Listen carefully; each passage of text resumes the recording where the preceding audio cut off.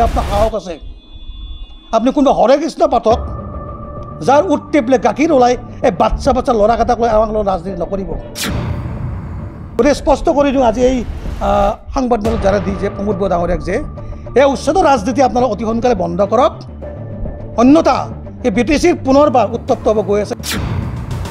কোনোবা অৱৰৈ মাত মাতা জাতিৰ কাৰণে মাতা মানুহক মুছলপুৰ চহৰতে যাবন দাদাগিৰি কৰিব আৰু সেইজন মানুহক আপোনালোকে কিহৰ যুক্তিত তেওঁক দুপক্ষ সান্তনা কৰা বুলি কয়। আচলতে দুপক্ষলৈ মিলিজুলি আছে নেকি? কিয় আপোনালোকে জাতি ভাইৰ লগত সংগ্ৰাম কৰাই কিনে আপোনালোকে আমাক যুদ্ধ কৰাব চেষ্টা কৰিছে? নমস্কাৰ। তো আজি বিশেষ এটা জৰুৰী কাৰ্যসূচীৰ কাৰণে আজি বিজি জিলা অৱৰো সুৰক্ষা সমিতিৰ বিভিন্ন ধৰণৰ কমিটিৰ লগত এক মেনেজিং এটা আলোচনা বহিছিলোঁ ইয়াতে। তো মোৰ লগত আছে বিজি জিলা অৱৰো সুৰক্ষা সমিতিৰ সভাপতি উমাচৰণ চৌধুৰী ডাঙৰীয়া, মোৰ লগত আছে অৱৰো সুৰক্ষা সমিতি বিটিডি অসমৰ সভাপতি কেন্দ্ৰীয় সভাপতি কমল পাঠক ডাঙৰীয়া, আৰু মোৰ লগত আছে অৱৰো সুৰক্ষা সমিতি বিজি জিলাৰ কাৰ্যকৰী সভাপতি বিশ্বেশ্বৰ ৰায় ডাঙৰ আদি কৰি বিভিন্ন বিষয়া। তো কথাটো এনেকুৱা ধৰণৰ কথা, আপোনালোকে গমেই পায় বিটিচিত যোৱা 17 বছৰে হাগ্ৰা মহিলাৰ নেতৃত্বত চলা চৰকাৰখনৰ পৰা আমি কি পালোঁ আপোনালোকৰ বিশেষভাৱে আৰু বাৰ বাৰ কোৱাৰ আৱশ্যকতা নাই। কিন্তু যোৱা 4.5 বছৰত তেওঁৰ বিকল্প হিচাপে এই চৰকাৰত বহা প্ৰমোদ বৰা ডাঙৰে কিবা আমাৰ কাৰণে কৰিলেনে? বহুতবাৰ চিঞৰি চিঞৰি কথা কৈ বহুত কথা আমি আহ্বান কৰিলোঁ, কিন্তু আমাৰ সমস্যা কোনো সমাধান নহ'ল। বিশেষভাৱে আপোনালোক কওঁ আমি যোৱা 21 মে তাৰিখে কাগজখন গমেই পায় আপোনালোক গোটেইবিলাকে। আমাৰ বাস্কা জিলা অন্তৰ্গত জালা চাৰ্কল অফিচৰ পৰা গোবৰ্ধন লাভকৰ আণ্ডত বহুকেইজন মানুহকে উচ্ছেদ নোটিছ জাৰি কৰিছে। ইয়াতে মই প্ৰমোদ বৰা ডাঙৰে ক'ব খুজিছোঁ, এই উচ্ছেদৰ ৰাজনীতি আৰু কিমান দিন কৰিব আপোনালোকে? তাতকৈ ডাঙৰ কথাটো হৈছে যে 21 তাৰিখে তেওঁলোকে অধিসূচনা জাৰি কৰি নটিছ জাৰি কৰিলে যে উচ্ছেদ কৰিব। আকৌ যোৱা 27 তাৰিখে ৰেভিনিউ ডিপাৰ্টমেণ্টৰ EM ৰঞ্জিত বসুমতাৰী দি এখন কেঞ্চেলো কৰি দিলে। আমি দেখিবলৈ পাইছোঁ যে আচলতে ৰাজনৈতিকভাৱে ক্ষমতা প্ৰয়োগ কৰি আমাৰ মানুহখিনিক এই আগন্তুক নিৰ্বাচনৰ ভয়ভীতি দি কেনে এই উচ্ছেদ নটিছবিলাক জাৰি কৰি কেনে আমাক শংকিত কৰি তেওঁলোকে আমাক এটা ভৱিষ্যত ৰাজনৈতিক সংঘাৰ কথা প্ৰকাশ কৰিব খুজিছে। আমি প্ৰমোদ বৰা ডাঙৰীয়া প্ৰশ্ন, কোনো ব্যক্তিক তেওঁলোকে ঘৰ ঘেৰাও কৰিব, কোনোবা অৱৰৈ মাত মাতা জাতিৰ কাৰণে মাতা মানুহক মুছলপুৰ চহৰতে যাবন দাদাগিৰি কৰিব আৰু সেইজন মানুহক আপোনালোকে কিহৰ যুক্তিত তেওঁক দুপক্ষ সান্তনা কৰা বুলি কয়? আচলতে দুপক্ষলৈ মিলিজুলি আছে নেকি? তেওঁলোকক মই অনুৰোধ কৰিছোঁ। আৰু সংগঠনৰ কথা আপোনালোকে কয় নে নকয়, বিটিডি কমিটি আছে, তাৰ প্ৰশ্ন উত্তৰ আপুনি গম পালে। আমাৰ সভাপতি মহোদয়ক পৰিচয় কৰাই দিলোঁ, সংগঠনৰ পৰিচয় কৰাই দিলোঁ, আৰু অনাগত দিনত অহা 7 দিনৰ ভিতৰত কোকৰাঝাৰ প্ৰেছ ক্লাবত আমাৰ গোটেই কমিটিক লগত লৈ নিশ্চিত ক'ম। কিন্তু সকলোকে কওঁ যে আপোনালোকে অন্ততঃ আমাৰ মাজত সংঘাত বিখ্যাতবিলাক দূৰ কৰি কিনে একত্ৰিত হওক, কাৰণ এই সময়ত যদি আমি একত্ৰিত নহওঁ অনাগত দিনত এক জাতীয়তাবাদী সত্তাই কিন্তু আমাৰ সত্তাক কিন্তু শেষ কৰি ওলাই গৈছে। আৰু মন কৰিব, জাতিমাতিক সংকটত কিন্তু কেৱল জাতিবাদ সংকটত নহয়, আমাৰ জীৱন সম্পত্তি নিৰাপত্তাও এতিয়া কিন্তু সাংঘাতিক সংকটত। সকলোকে আহ্বান কৰিছোঁ আৰু প্ৰমোদ বৰা চৰকাৰক আহ্বান কৰিছোঁ, যদিহে আপোনালোকে 24 ঘণ্টাৰ ভিতৰত যদি নটিছবিলাকৰ যদি আপোনালোকে অতি সোনকালে যদি খাৰিজ কৰি কিনে যদি ষ্টে অৰ্ডাৰ নকৰে, 24 ঘণ্টাৰ ভিতৰত ৰাজপথ কিন্তু গৰম কৰাৰ কাৰণে বাধ্য হ'ম। ধন্যবাদ। গণতান্ত্ৰিকভাৱে, কাৰণ আপোনালোকে যেতিয়াই মন যায় তেতিয়া আপোনালোকে আমাক উচ্ছেদ কৰিব, যেতিয়া আপোনালোকৰ EMৰ বিৰুদ্ধে দুৰ্নীতিৰ কথা আমি প্ৰকাশ কৰিব তেতিয়া আপোনালোকৰ কৰ্মীৰ দ্বাৰা দি জোনদাস বা অন্যান্য মানুহ ঘৰ ঘেৰাও কৰে, যেতিয়া আপোনালোকক বিপক্ষে আমি মাত মাতা আৰু তেতিয়া আপোনালোকে অমুকত নাযাওঁ তমুকত চেলেঞ্জ কৰি কিনে আমাক ভয়ভীত দেখাব খোজে। এয়াই নেকি আপোনালোকৰ চৰকাৰ?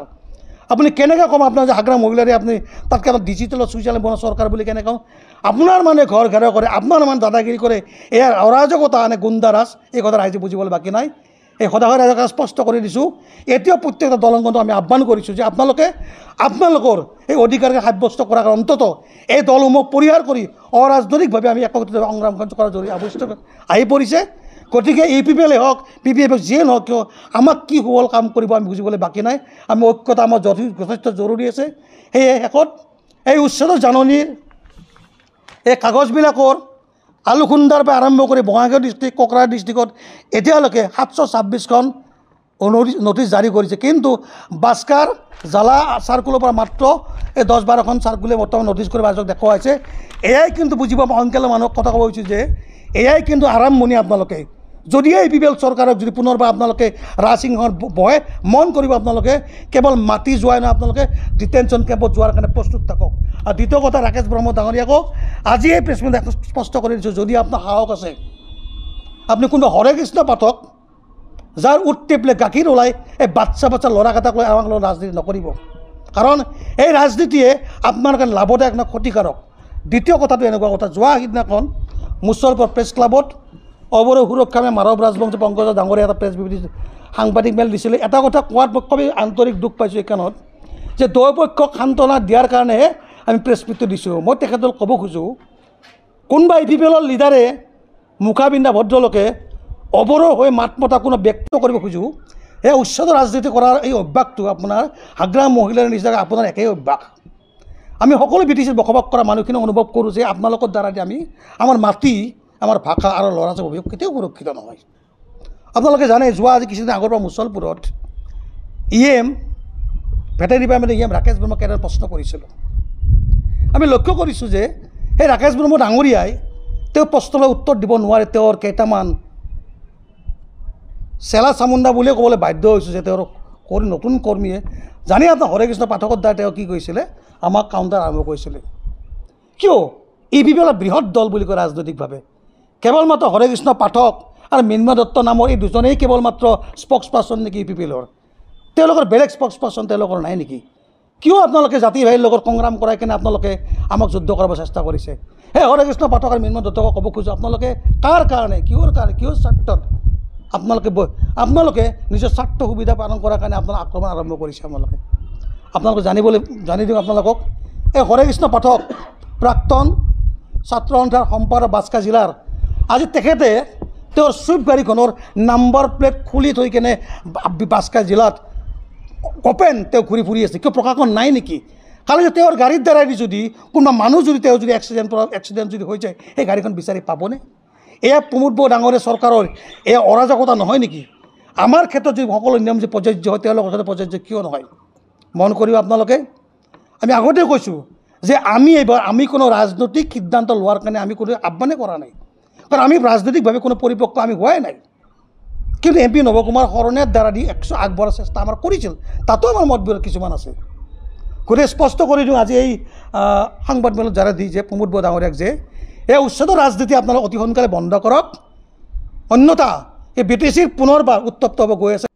আজি আমাৰ এই অনাবৰত ডিষ্ট্ৰিক্ট কমিটিৰ এখন আমি মেনেজিং মিটিং মাতিছোঁ। ইয়াৰ মূল উদ্দেশ্য হৈছে যে এই BTCৰ সৃষ্টিৰ পূৰ্বৰ পৰা আমি এই অঞ্চলত যিসকল BTC এৰিয়াত যিসকল জাতি অনজাতি সকলো শ্ৰেণীৰ ধৰ্মীয় বড়ো অনবৰা সকলো শ্ৰেণীৰ মানুহে সকলো ধৰ্মাৱলম্বী মানুহে বসবাস কৰি আছোঁ। BTC সৃষ্টিৰ পূৰ্বৰ পৰা আছোঁ, আৰু যিটো আমি সদভাৱত আমি ইমান দিনে চলি আহিছোঁ, এই ক্ষেত্ৰত BTC সৃষ্টি হোৱাৰ পিছৰ পৰা আমি তেওঁলোকৰ পৰা সদায় ভাবুকি পাই আহিছোঁ যে মাজে সময়ে তেওঁলোকক আমাক উচ্ছেদৰ নটিচ দিয়া হয়। এই বিষয়ত আমালোকৰ বিভিন্ন সময়ত বহুত প্ৰতিক্ৰিয়াৰ সৃষ্টি হয়। যাতে এনেকুৱা ভৱিষ্যত কৰিব নোৱাৰে তাৰ কাৰণে আমি আমাৰ বৰ্তমান চৰকাৰৰ ওচৰত বিশেষভাৱে আবেদন কৰা হ'ল, আৰু তেওঁলোকে যাতে এই বিষয়ত বিশেষ ভূমিকা গ্ৰহণ কৰে, এয়া আমাৰ বিশেষ ক'ব লাগে। পূৰ্বে যেনেকৈ আমি সকলোৱে মিলা প্ৰীতিৰ মাজত চলি আহিছোঁ, সকলো জাতি জনজাতি উপজাতিৰ মাজত, ঠিক তেনেকৈ আমিও থাকিব বিচাৰোঁ।